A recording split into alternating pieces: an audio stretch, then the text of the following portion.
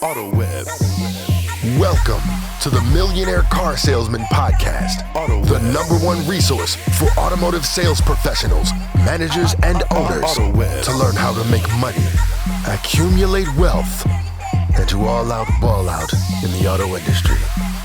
And now your hosts, Sean V. Bradley and L.A. Williams. 1, 2, 3, 4, 5. Autoweb. Hey everybody, this is Sean V. Bradley, president of Dealer Synergy and the creator of this beautiful Millionaire Car Salesman Facebook group. We are inches away from 21,000 elite mastermind members. We have broken over 200,000 downloads on the Millionaire Car Salesman Podcast, and we are burning up Clubhouse with thousands of members in the Millionaire Car Salesman Club. And we have a guest here today who has been a friend of mine and of the Millionaire Car Salesman Group, the podcast, the IS20G, everywhere. Mr. Danny Zaslavsky. Danny is the managing partner and dealer of the independent dealer group, Country Hill Motors in Kansas City. He's also an investor in one of the fastest growing technology companies in the automotive industry, VinCue. And more importantly, my man has invented and created a badass way to just dominate VBC, vehicle buying centers, vehicle acquisition. And today I'm excited because he's going to be breaking down some new information for me as a high-level consultant and for all of you guys there about highest authentic value, which is HAV, and this is about vehicle acquisition and selling. So Danny, I mean, like, you've been on here a bunch of times and you're badass at what you do, but I'm intrigued. Talk to me, what is this HAV and highest authentic value concept that you've got rolling right now? Yeah, so let's look at it from a couple different angles. So highest authentic value from a selling perspective means you want to attribute anything to the vehicle that makes it more valuable than just the price. So if you think about it just from a price perspective, then it's easy to start commoditizing the auto industry, and you see cars as just another copy, right? You've heard, how much do you make per copy? Well, it's not per copy, it's per car. And I say that with intention because we want to start using highest authentic value in these vehicles. So let's kind of dive into that a little bit. So in today's marketplace, there are superlatives that live online, like fair deal, good deal, great deal, right? Well, there's an algorithm behind those superlatives that drives the ranking of that vehicle. That's just in marketplaces. Sean, you wrote a book on this, the game of Googleopoly, right? So when you start thinking about keywords, and when you start thinking about options, features, packages, and then also dealer exclusive values that drive those keyword searches. So for instance, if you were looking for a 2018 Ford Explorer with Apple Play, now all of a sudden you're attracting those consumers to your VDP. And because that vehicle has all the correct features, options, packages listed, you have a higher value to that consumer. And that's what we mean by highest authentic value. That's kind of the foundation of it. And from there, we can start really adding a lot of fuel to the fire by including dealer exclusive items like warranty and certification, listing reconditioning to that vehicle. Because Sean, you would buy a car that's had $2,000 spent on it between tires and brakes and belts and hoses over a vehicle that hasn't, right? Well, that vehicle that has had that recon has been listed with the highest authentic value. And that's really, really important. And that's built into our process and built into the VinCue software so that we can communicate that. And it's a different game, right? If you're communicating it to your website, or if you're communicating it to a third party like an Auto Trader or Cars.com or CarGurus and so forth. Okay, so can you explain to me, like, how did you guys start focusing on this? Again, because I've known you for a long time, and this is the first time I'm hearing you go through this. So what prompted this strategy, and like, just go into a little details on that for me. Yep. So I'm going to use a boring subject for a second. Inventory management. So inventory management, it's always been a necessary thing, right? We've got to manage, we buy the cars, we got to write a check and we've got to get them online and off to the races. And hopefully you have a website, you get them online and you start doing that. Well, the game keeps changing, right? The marketplaces keep changing. Google is coming out with a marketplace that is going to go after Facebook. That's happening right now. So the VDPs are now going to be coming off of Google's homepage. Well, guess what? If your inventory isn't syndicated properly, meaning each individual piece doesn't have that highest authentic value or highest content, then you're not going to be found. Period. End of story. Because as you say, we're an inventory-based inventory-based opportunity industry. So your inventory has to be syndicated properly. So that's number one. Now, when you start taking, think about it like building either a cake or a house, right? That has layers, foundation. The foundation of that inventory, a lot of dealers are putting cars online, and then we, as other dealers, think we're competing with that other inventory when these guys over here aren't doing a good job of listing all the options and features. And here we are on the other side doing what we think is a good job and lowering our price because we think that these guys over here have properly listed their vehicle. Incorrect. So the way to correct that is to make sure that your inventory ranks higher in search, and you have to have a tool in order to get you there. So that's number one. And that's purely from an advertising perspective. When you take that same logic and start applying it to acquisition, then it becomes even more powerful, right? For example, us and now hundreds of other car dealerships are using VinCue's Vehicle Buying Center to acquire directly from the public. When you can have a system that identifies not just what vehicles by class and price range you should be acquiring, but what subset of that vehicle, meaning will XLEs or LEs sell better in a Camry? Will certain features in a 4Runner or in a BMW 3 Series sell better? And you can go after those vehicles because those values rank higher in search and will churn faster and will acquire more gross. Now we're going from being basic car dealers to really truly competing on the level that Carvana and Vroom and CarMax, all these big guys that we think as a dealer body, hey, what are we going to do about fixing this problem? Well, here's what we're going to do about fixing the problem. Number one, make sure that we have the highest authentic value on our inventory and have a system that's able to syndicate that, not just to our websites, but to the world. Is that starting to make sense? Yes, definitely. Can you do me a favor? Can you break this down? Let's just take the average dealership. The average dealership, I don't know what the inventory is like now, but before the crazy pandemic they had between 70 to 80 pre-owned vehicles that were in stock that were retail ready, approximately. That's the NADA profile. And if you take the average dealership that does about 100 cars a month, that has 70 to 80 pre-owned vehicles retail ready, how would you suggest they utilize a strategy? Go for me, Forrest Gump, because there's some people that might not be the used car manager or do the acquisition specialist, but they're executive managers, they're owners that are listening to you. Make it make sense for people, whether this is their core competency or not. So if they're hearing this, they could go back to people that this is their specialty in their organizations and be like, yo, I just heard some fire. You got to check out this podcast that Danny was speaking about. He was giving the Yellow Brick Road. So what is the Yellow Brick Road? Where do they start? If this is something that they believe in, the highest, the HAV, you know what I mean? Like, where do they start and how do they do what they need to get that? Can I share my screen, Sean? Yeah, absolutely. Just share your screen. Go ahead. Okay. Can you see my screen? Yep.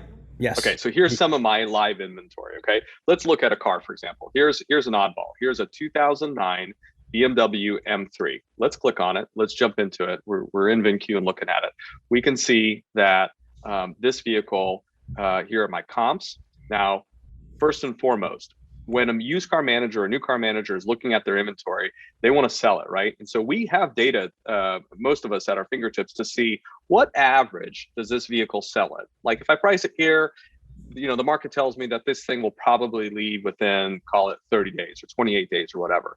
But what if I wanted to make more money on that car and sell it faster? What's the other options we have currently as an industry? Not many. So within VinCue, we've built the ability to attract that audience, track that audience, and buy that audience and sell that car faster while maintaining growth. So let me show you how that starts. So first and foremost, here's an '09. Our system already has the original window sticker on the car.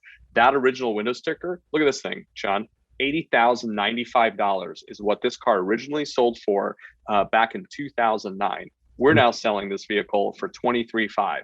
That's pretty valuable to communicate. Number one, to the current owner. Right within inventory management, we can jump in and start attributing all of the features, not just of the vehicle itself, like obviously it may have entertainment or exterior options like upgraded wheels, but let's talk about things that have value above and beyond price, like, and let me jump here, like reconditioning. We jump into reconditioning. We can say this thing has new pads. We'll click on that and we'll put new brakes, and then we'll attribute, in this case, new brakes on this car was $650. And we save that. And then what happens is now that will push to the vehicle details page and to the third parties that this vehicle now has increased by value of $650 because we've done recon. So ingesting that data on from reconditioning is one way to do that. Second way is any options feature, any dealer exclusive items like lifetime warranty, certification. All of those have. Yep, can I jump in? Because this is really interesting to me. And I know when we first started our relationship, there was a parasitic vendor out there that was sucking the life out of dealers. And we're not gonna mention any names, but one of the things that this company was notorious for is that they have on their website to the public, right, is that if it's a good deal, a fair deal, bad deal, or whatever it is. And one of the biggest complaints, and if I remember, one of the complaints that you yourself had is that it wasn't fair because it's showing people, the public, that this is not a good deal or it's only a fair deal, but it's not taking into account all the customization, all the add-ons or any of the things like that. If I'm understanding what you're talking about, that takes care of that. This is basically trying to make sure that when your inventory gets indexed and gets syndicated out there, you have the actual real numbers that you're building value in. So when somebody's comparing vehicle to vehicle, they're not comparing apples and oranges, they're comparing apples with apples. Am I understanding that? You are exactly correct. Absolutely. This is creating a resume for the vehicle that will attract the right buyers. So let's focus on that for a second, then, Danny, because I want to make sure I don't want to be in the wrong pool here.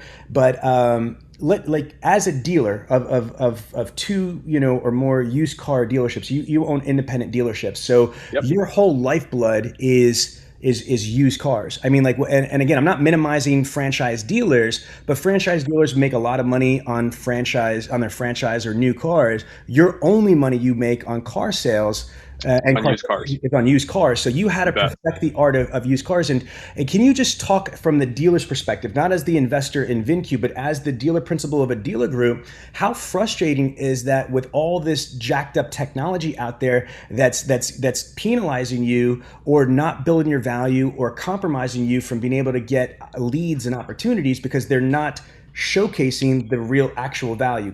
Talk through that for a minute or two, how frustrating it is, because there might be dealers that are listening to this that didn't realize that, or there might be internet directors that don't understand the dynamics of the used car manager, the acquisition manager, etc., and not know that this is a real bad thing that's happening. So make these people aware of what the current situation is for most dealers as relates to like not getting the fair share here. After these messages, we'll be right back.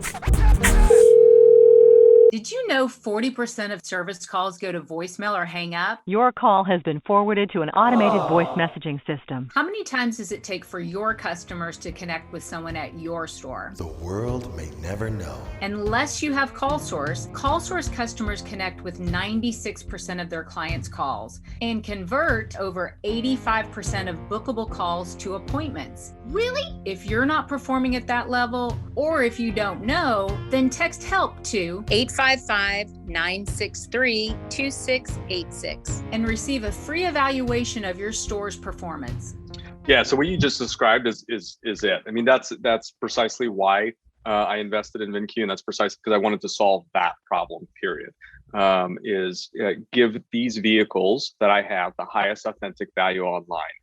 Not lie, not exaggerate, not PowerBook, but give them the highest authentic value online so that they rank properly and they get the eyeballs. So that's it. So I'm going to pin that just for a second, because like looking at this vehicle, right? I've had this vehicle for, it looks like 3 weeks and it's not selling. So now what's my option, Sean, as a dealer? I could go in and I could repicture the car, right? Maybe that's one way to remarket, make it fresh online. But what do most people do in the case when, okay, car's not selling, what do I do? What's the first thing they do, Sean? If they're, besides panic? Yeah, they lower the damn price. Yes. Right? And then they start racing to the bottom. So in this case, we can see, and I don't have this issue with this car. If you can see, I've got 11 leads on this vehicle, and it's because we're using this new technology we call Boost. And here's what Boost does. So VIN specific, it's VIN specific targeted advertising. So let me jump into a screen that I want you to see. So when we're looking at inventory, what's really important to us is to know, like for instance, a Ford Fusion, we may know that there's like a 200 in my market. So I know how quickly those vehicles may sell at a given price. Or if I look at something that's maybe in high demand, like a 2019 or 2018 Toyota 4Runner, and we know the demand on that, right? Well, in both scenarios, with a car that maybe is going to sell slow versus a car that's going to sell fast, in both cases, I want to attribute highest authentic value to the car, number one. Number two, I want to achieve the highest gross and the highest churn. I want to sell it the fastest and I want to make the most money, right? And so here's how you do that. So here's an example of Boost. We can now choose any vehicle that we want based on all that intelligence I gave you and put it in front of the right customers. So for example, here's a 2010 Lexus RX, and we have had 174 total VDP views on this car, of which 164 came from our Boost platform. So that means without Boost, it would have gotten 10 VDP views on it, and that has cost us $29. And so you can see we've driven 4,200 leads, 4,200 impressions on it. Now let's just sort this by sold, and this is where it gets really fun. Because think about a dealer inventory, right? The option is, oh, let's lower the price until hopefully we catch somebody. It's the wrong way to run a business. Here's a 2016 Lexus RX that 52 out of all 54 leads came from VinCue Boost. It cost $12.76 and it sold the car. Keep in mind, this car was on autotradercars.com, TrueCar, our own website. Instead, we applied a small spend to it and served it to consumers that showed behavior that they were already looking for a similar make or model or price range, that didn't even know that Country Home Motors exists. Now look down this line, right? I'm not suggesting you spend $5,000. I'm suggesting you spend $12, $8, $8, $6, $5, $4. Look at the green is what Boost generated versus the total amount generated. And these are all sold. Okay, so again, I want you to, because this is a little bit confusing, you know what I mean? So I wanted to simplify this. This is intriguing as hell. To go through it again, you know, if a dealership has inventory, the way that they sell their used cars is either if somebody comes in and they see it on the lot, or if they have their inventory online, you know, through their own website or through online classifieds or third-party providers. I mean, that's usually what it is. Or if somebody's coming in and, you know, they're in service and they happen to see something there. So it's either somebody sees it physically there at the dealership or they see it online. That's usually the only way that there's going to be, you know, a used car lead. Now, there are some possibilities that there are some progressive, proactive salespeople or departments that are going to reach out and try to, you know, to pitch people on buying a specific used car. But most of the stuff in our country is reactive versus proactive.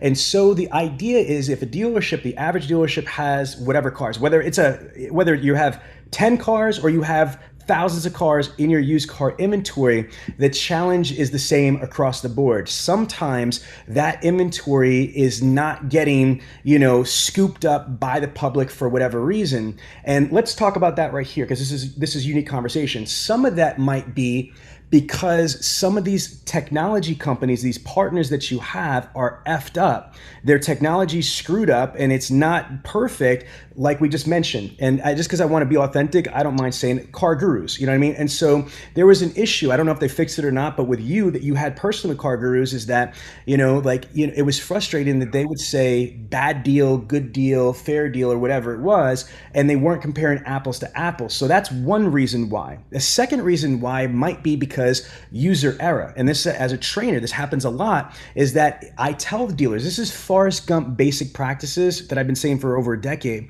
If you want to turn on and get more clicks and leads and opportunities to do business on your pre-owned inventory, one, you need the right amount of pictures, the right quality of pictures. You want to be able to have custom descriptions. That's one of the best things to do, is not just use the VIN exploder and just pop the basic stuff that comes through. It's having somebody that use salesy pitch, like they're writing an ad. This was owned by a one owner, senior citizen. It was bought here, service here. It's extra clean. Things like that. You want to be able to sell to somebody and describe the uniqueness and the value, build the value in there. But so again, we have technology that kills us. We have our own staff that sometimes that drops the ball, doesn't do that. But regardless, what you're saying is that for whatever myriad of reasons, sometimes dealers, if they call it bait in the order, the internet's the water, if they have their vehicle, which is the bait, sometimes the fish don't nibble on it. What you're saying is, in this philosophy, this strategy, instead of panicking and dropping the price and doing this, which is what the majority of people do. I'm going to repeat that. As a trainer,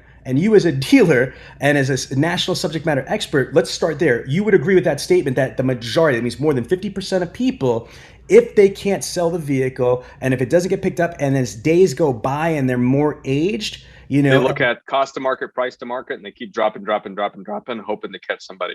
And the longer that unit stays on floor plan or whatever, the more scared they are and the more desperate they are to unload that vehicle and take it. You got it. Okay, good. So this is big. And so what you're saying is this is a different strategy, and this is not for the meek. Okay, and this is not for the weak, because you no offense, but if you're a bitch, you know what I mean, and you're weak and you're gonna be a little baby, this is not the right thing for you, because the easy thing is to just drop gross and lose opportunity. What you're saying is, don't panic, use technology, use strategy to be able to not only accomplish the goal of selling the unit, but keep the price integrity and be able to sell, especially now when there is an inventory shortage and things are crazy high. Now is not especially now. Yep. Especially now is not the time to break out. Can you put your screen back on? So I wanted to frame it for the mere mortals, not like you as a used car genius over here, but like for us regular people that's looking at this. So now this represents your used car inventory. It gives the impressions, the direct traffic, and then the ads. And so what you're suggesting is that if you tell us the parameters that you would suggest. So if I posted my inventory today, and let's just say that I used VinCue or another vehicle pricing, technology, whatever I have, and I think that I fairly price this at a fair gross, right? I'm not cracking people, but I'm not a punk and I'm not losing gross either. But it's fair. But then, how long do you think the person, the dealership should wait, or the manager should wait before they turn around and decide to start putting ads? Like, when do you decide to spend money extra on this to boost it? So there's 4 different strategies that you can apply. Talk to me. The simplest one is, when you acquire a car, you can see in our system already how many other vehicles like this one are in the market, and roughly how quickly they're leaving the market, and what the average price drop of those vehicles is. And so you can see if these cars are living online for over 30 or 40 days, and you want to be able to do better than that, sell it in 20 days, then you can put a fair price on it, not a low price, but a fair price. And you can buy the eyeballs to get out in front of those other competitors that have that vehicle, and get that vehicle sold faster, instead of just being the price leader. That's number 1. Make sense? Yeah, absolutely. Okay. The second way to do that is through class and price range campaign. So if you see on the left here, I'm currently running only $1,000 on used SUVs, and you can see how many impressions I've driven, how much direct traffic, what my spend was so far and how much remaining. I've spent $200 so far and driven nearly 25,000 impressions just on some used SUVs, used trucks, used cars under 15 grand. All this is customizable. We choose how we want to spend and what cars we even want in that mix. Okay, those are campaigns. So essentially, we're buying behavior that says, hey, these consumers in my area are looking for used SUVs, maybe under 15,000, and we want to serve these cars to them. It's not retargeting, it's targeting. They don't even know I exist, right? But they're after the unit, the right vehicle. We just want to put that in front of them. So that's the second way to do it. The third way to do it is, let's say you have a vehicle that you know is rare. Like you got something on your lot that is going to break the bank. You know it's rare. You want to get some eyeballs on it. Let's say, for instance, here, let's take you to one. Let's go to my website. And Sean, here's two cars. When's the last time you saw one of these? 1999 Plymouth Prowler with 10,000 miles. You know, it's funny. I started selling cars in 1999 at a Chrysler Mazda Plymouth dealership. So that, you just brought me back, my brother. You just brought me back. And it's got orange flames on it, so we might talk after this. So the point is, this vehicle traditionally won't do well on third-party marketplaces, right? Because people aren't really searching for them. This is more of an enthusiast car. So the best way to sell this vehicle specifically is to buy the behavior and put it out in front, whether it be on the display network in ads, whether it be on social media, Facebook or Instagram. But we want to get it out in front of the people that are actually searching for a similar car. Or here's another example, a 2001 Porsche 911 Turbo with 20,000 miles on it, right? That's a really cool enthusiast car. I don't want to spend, I don't want to lower the price on this car. I want to get top dollar for this car. Here's another one that's really hard to come by, a 17 GMC Denali with 20,000 miles, one owner. This thing is loaded to the gills. These are very hard to get. It's an expensive truck, but we want to get out in front, not just put it out there, spray and pray and hope. We want to get it out in front of the right consumers. Can you go back to the other screen with the buy, the boost thing? Okay, so I'm seeing this. So this is mind blowing. So to your point, when you're talking about the boosting strategy, it's not like spending a ton of money. You're talking about like, I'm looking on averages, like, you know, like this is a $4,000 budget. This is a very small budget. Right. And then how long do you think it like realistically, because I want to set proper, actually, I'd rather you under promise to over deliver, you know what I mean? So let's just say that I'm noticing that I'm getting stagnant and I'm not getting enough hits, enough clicks on my vehicle that I uploaded just traditionally through my inventory feed. And then I decide to start boosting it here. How long usually before I'm able to get engagement and conversions? Does it give me a 3-day window, a 5-day window, or how long on average, how long does it take once I start boosting to get the conversions? So the boost happens right away. Once you start boosting, it's up usually. The results from the boost. Within a few hours. Wow. So when you start boosting stuff, so to me, is it safe to say, because I don't want to overspeak on this, but I'm just trying to clarify, does this also shorten the buying cycle? Doesn't it accelerate? Oh, that is 100% the goal. And keep in mind, the spend stops when the car sells. So It's not like you're saying, hey, spend $200 on this car. If it costs $12, just look at this. Look how precise. $12.76 is what was spent, and then the vehicle sold, and the spend stopped on that car. Which one is the first one, right? Yeah. The top one, right? So remember the foundation where we started, highest authentic value. I went in, what you said earlier about building like the perfect pictures and description and all that stuff. First, achieve a highest authentic value of the car. Then we feel good as car people and say, hey, we did our job. We did a good job of listing this vehicle, number one.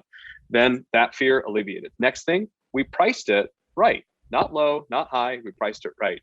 And then we can see who our competition is. Now let's buy the eyeballs to get in front of that competition through the channels that we have available to us, instead of paying a digital marketing agency and imagining that there's some witch's brew that is giving us the results that we want. Instead, just serve it right here, here, and then track it. Here's the data. I don't know if you have this data, but if you do, you make me extremely happy. And if not, just please find it for me. I'm curious, what is the average turn for used cars, like for a dealer? So what would you say, like if I started September 1st, 2021, this month, and I've got, 75 cars in my used car inventory, on average, how long would it take me for the average store in the country to sell my pre-owned inventory? So I'm going to give you two answers on that. After these messages, we'll be right back. Attention auto dealers. You need an opportunity to do business. Autoweb is one of the largest suppliers of high quality leads. I mean, high quality buyers. At a 10% closing ratio, you will be at less than $190 per car sold. Don't just settle for what you get. Autoweb can fully customize your results through targeted markets and/or zip codes, and as a partner, you will get premium placement within search results. Who better to do that than literally the people that invented automotive internet sales? If you want to sell more cars more often and more profitably, then you need Autoweb. Most dealers that we're partners with Lot Pop and Jason Rice, and we love his philosophy on selling what you have. And there are stores that are VinCue and Lot Pop clients that have a 16 or 17 X return turn. That means they're turning their whole inventory 16 or 17 times a year. There's 12 months in the year, so do the math. And that came from having a 7 or 8. So having a 45 or 60 day churn, now we're having a 22-day churn, right? Part of that has to do with the economy of inventory at the moment, right? But it's no accident if a vehicle is applying the highest authentic value to their cars and is using resources in order to get out in front of their competition and show that inventory to the consumers who are actually looking for it. So that's my next question is, if the average dealership, whether it's 22, 24, 30 days, let's just whatever, how much does this cut that back? So let's just use a round number. If the average dealership had a 30-day turn, for example, by boosting, this should accelerate that process, or shorten that process, the gestation period from opportunity to sale. I'm just trying to gauge that if the average dealership takes 30 days to sell their pre-owned inventory. So if I bought a car or traded in a car on September 1st, the average. Well, let's look at this. Hey, Sean, you can see this right here. Yeah. So look at this. This car sold in 7 days, 9/1 to 9/7. This car sold in 7 days. This car sold in 4 days. This car sold in 4 days. This car sold in 5 days. So tell me how many of your dealers are selling cars in 4 and 5 days? They're not. And that's my point. It took us 15 minutes to get to damn Minute Rice, brother. But that to me is why I'm excited about having this conversation, because like, holy crap, I've got dealers in this economy that are sitting on vehicles that are 60, 75 days, on the floor plan, just because, they're trying to hold gross, and it's this, that, and the other thing. But this is mind blowing to me. Why would you not want to turn your inventory quicker? You could make more money. You know what I mean? Faster and hold gross. That's the whole point here, right? Yes, and hold gross and key and maintain the gross integrity. So to me, it seems like there's two ways of doing this: the way that we used to do stuff, right, versus utilizing technology and strategy. So let's play devil's advocate. You being a dealer principal, why wouldn't a dealer or a used car manager or whoever handles this stuff? Why wouldn't they do it this way? Besides being stupid. One word. What? Habit. Okay, fair enough. That's the evil we know is better than the evil we don't. And often we have relationships with this person or this company that we've done a long time, and at the end of the day, we're hurting our team members as leaders by not being innovative. And so, let me give you one example. I'm going to pivot here for a second to acquisition. So I've had this question asked to me several times, and I keep thinking about it, and it keeps getting me more fueled up and fired up about how do we compete with Carvana or Vroom or any of these companies, right? Well, the number one way to compete is to get scarcity out of our vocabulary. Scarcity does not exist. There is enough for everybody. And I'll give you an example. So I have a CarMax right across the street from us that buys a lot of cars from the public. I'm across the street. Does that mean I shouldn't be buying from the public? Does that mean they're gobbling up every car from the private party of Kansas City, and there's nothing left on the table for me?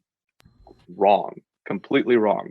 I'm buying over 100 cars a month directly from the public, and they're across the street from me.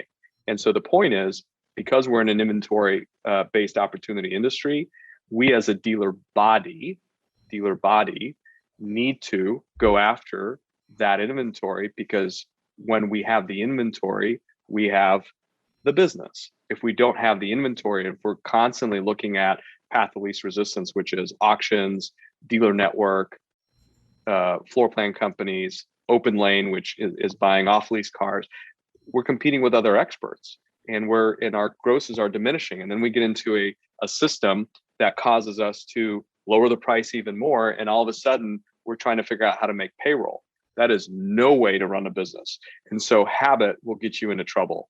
And so we as dealers have been innovative for over 100 years. We've been some of the best marketers out there, and have given TV stations the ability to scale simply because we've been able to run budgets that dominate networks. It's time now that we continue to be innovative, but in a digital way, so that we can have a sustainable future for our kids. Man, Danny, you hit it on the head. Because I've been to your organization numerous times, and it's you are in Kansas City, in the city, and surrounded by like dealer row. Don't you have like a major Highline dealership right next to you? Then you have CarMax. Yeah, I have CarMax. I have a brand new Audi store. I have a Mercedes and Porsche Jag Land Rover store. I have a BMW store. I have an Infiniti store. There's a brand new Jeep store. And there's there's literally hundreds of millions of dollars in within 1 mile of me. Yeah, there's hundreds of millions of dollars in brick and mortar of Highline dealerships within a mile from you, and the 10,000 pound gorilla CarMax, which is the used car juggernaut for acquisitions. And to your point, if you're able to sell hundreds and hundreds of used cars a month and buy over 120 or 150 used cars from the public, your point is well heard, is that there is an abundance. Okay, so I respect that. I agree. So we got to kind of change these dealers' paradigms, because if we just give them the idea, they might or might not try it or do it. But if we help them look through a different perspective, if we could help them change and evolve their paradigm, to your point, I love what you said, if they could just break those bad habits or those old habits, I should say, that they used to, and just evolve. There was a book, Who Moved My Cheese? The cheese has been moved. It's been moved. It's been moved by a giant Avengers juggernaut, in a Thanos blip. The whole world changed. You know what I mean? Like when COVID happened, the way that people research, use technology, shop, and most importantly, purchase products and services, it's completely different. And if dealers don't adapt to the new normal, if they don't adapt to the different ways, the enhanced ways to market, to add value, if we don't recognize how the previous technologies, and even some of the technologies that exist today, were not being 100% accurate, how it hurt dealers, how they didn't show up in the right searches, how their vehicles might not get indexed or be at the top of the highlight or whatever crap it is. You can't just go like, oh well, we're not there. You need to have a contingency plan. You need to have a plan B, and the plan B that you've created, I think, is brilliant, and it's obviously effective. So can you tell us the results? Just tell us numbers, because being fiscally specific, I think, is going to help the pencil pushers and the bean counters out there. How much money are you saving, and how much money are you making by this strategy, approximately? From acquisition to sell, or are we just talking about boost? Okay, well, so there's two ways to look at it, right? So both ways. The difference between an auction purchase and currently the difference between an auction purchase and a vehicle buying center purchase, a private party acquisition purchase, my auction cars are making about $1,200 a copy on the front, which I think is even high, because I talked to somebody else yesterday who is averaging $500 a copy on the front, and they're proud of that. My vehicle buying center purchases on the front are encroaching $4,000 a copy. So do the math, right? That's nearly 4 times the earning just on the front. that times, let's just do the math real quick. So that's 3,800 minus 1,200 times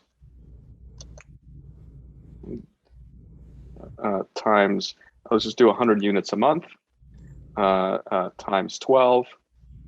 That is $3.12 million a year just in difference of front gross. Woo. So it doesn't just sound sexy. It doesn't look cool. It doesn't just make sense logically. It makes money. So it's very, very doing the same thing differently, yes. right? I didn't increase sales, right?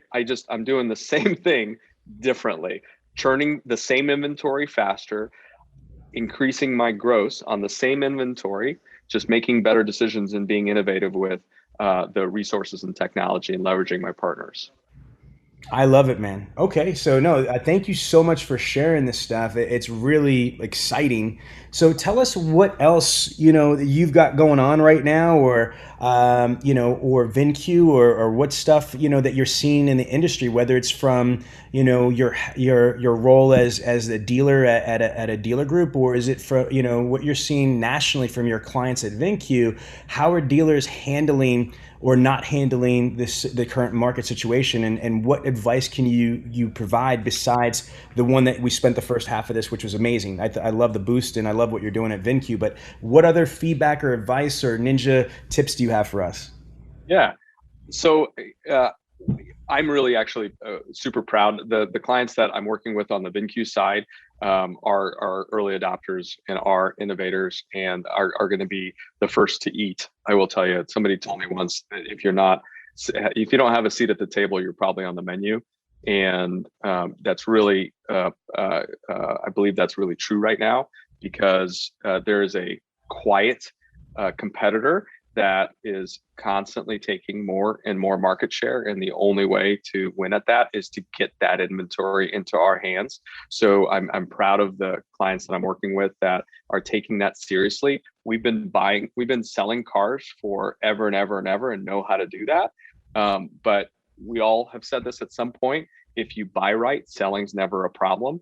And so being innovative about acquisition and doing it in a scalable and sustainable way will forever give us a seat at the table. So I'll leave you with this: a word, an acronym that I live and breathe: WAR, WAR, WAR. Okay, wholesale, auction, retail. That's what it stands for in my world.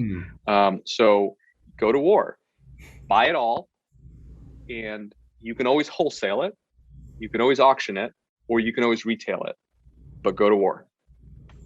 Man, I love it. Damn, Danny. Again, it's always a pleasure talking to you and just trying to get just like some insight. And what's really honestly amazing is just the amount of knowledge that you have, because you're pretty young. You know what I mean? To be able to have such. I look good for 70. Yeah, no problem. Hell yeah. But no, I mean, it's awesome to see somebody really internalizing and immersing themselves in a piece of our business.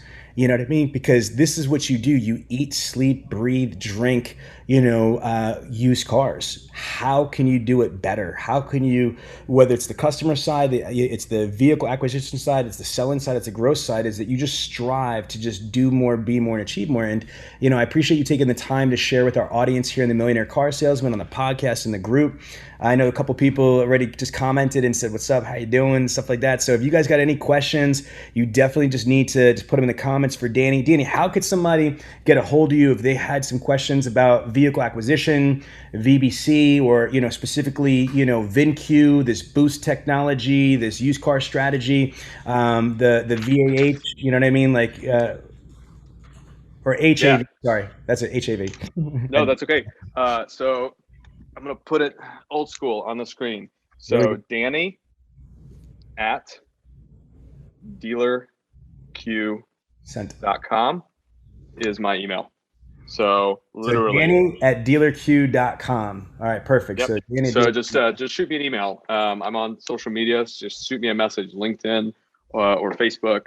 And it's never an imposition. I love this. I live it and breathe it. And so reach out, and I'd be honored to help. Perfect. Thank you very much, my friends. So there you have it, the Millionaire Car Salesman Podcast. This podcast comes to you every week from the city of brotherly love, Philadelphia, Pennsylvania. If you have a question about the show or would like the chance to become a guest, feel free to contact us directly at 856-546-2440 or email us at millionairecarsalesman@gmail.com. This program is a presentation of Synergy Records, produced by Tiana Mick and L.A. Williams. Production and engineering by L.A. Williams. The Millionaire Car Salesman Podcast is hosted every week by L.A. Williams and the Millionaire Car Salesman himself, Sean V. Bradley. The Millionaire Car Salesman Podcast can be found everywhere, so please don't forget to review, subscribe to, and share the show. Thanks for listening to the Millionaire Car Salesman Podcast, and remember, where I'm from, money provides options. The Millionaire Car Salesman Podcast is sponsored in part by Dealer E-Process, VinCue, and Autoweb, and Call Source. If you enjoyed this podcast, then make sure to give it a thumbs up, subscribe, and leave us a review. Let some other folks know about it. Oh, and don't forget to join the Millionaire Car Salesman group on Facebook. We'll see you there.